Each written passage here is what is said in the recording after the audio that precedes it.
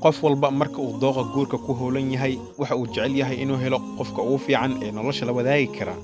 dhanka ninka iyo dhanka haweenaydaba waa inuu jiro isku dheelitirnaan labada qof u sahlaysa inay yagleelaan qoys tiirar adag ku istaaga haddii aan maanta diirada saarno dumarka waxaa jira arrimo badan oo laga eego marka la xulanayo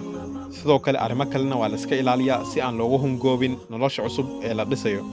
haddaba maxaa lagu doortaa gabadha inkastoo dooqa dadka uu kala duwan yahay gabadha aad guursanayso waxyaabo badan ayaa lagu xushaa marka aan ka eegno dhanka xadiiska nebiga naxariis nabadgelyo korkiisa ahaatee waxaa jira 4 qodob oo waaweyn oo lagu doorto haweenayda 1 inay qurux badan tahay 2 inay hanti leedahay 3 inay ka soo jeedo qoys nasab ah 4 inay diinta ku fiican tahay gabadha diinta ku fiican ayuu rasuulka aad ugu booriyay ragga xulashada sameynaya haddaba markii hoos loo dhaadhaco khubarada ku xil dheer arrimaha qoyska iyo xiriirka waxay kula taliyaan in laga fogaado 2 nooc oo ka mid ah dumarka 1 gabadha cabashada badan haweeneyda noocan ah marka uu ninkeeda guriga imaado waxa u diyaarsan waxyaabo badan oo ay ka calaacalayso ama ay ka sheeganayso kama fikirto in ninkeeda uu u baahan yahay nasiino soo dhaweyn iyo waji farxad leh halkii ay uga sheekeen lahayd waxay isla marka u imaadaba uga sheekeynaysaa dhibaatooyin ay qaarkood yihiin kuwa iska sahlan ama aan jirinba tusaale ahaan waxay sheeganaysaa xanuuno aysan sharixi karin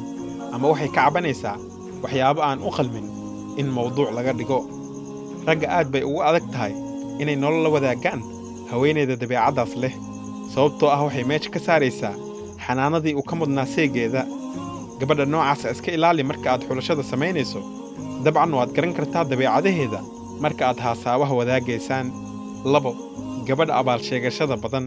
haweeneyda noocan ah waa gabar fiican oo kuu samaynaysa waxyaabo wanaagsan laakiin dhibaatada ay qabto waa inay mar walba dib kuu soo xasuusiso abaalkii ay kuu gashay iyadoo kugu abaal sheeganaysa tusaale ahaan hal maalin oo aad lacag la'aan ahayd ayay kuugu caawisay jeebkeeda taasna ayay maalin walba ku soo xasuusinaysaa raggu waxay dareemaan inay mas'uuliyadda dhaqaalaha qoyskooda iyaga saaran tahay wayna ku qanacsan yihiin iyagoo keli ah ayaana isugu faana arrintaas balse waxaa aad u dhibaysa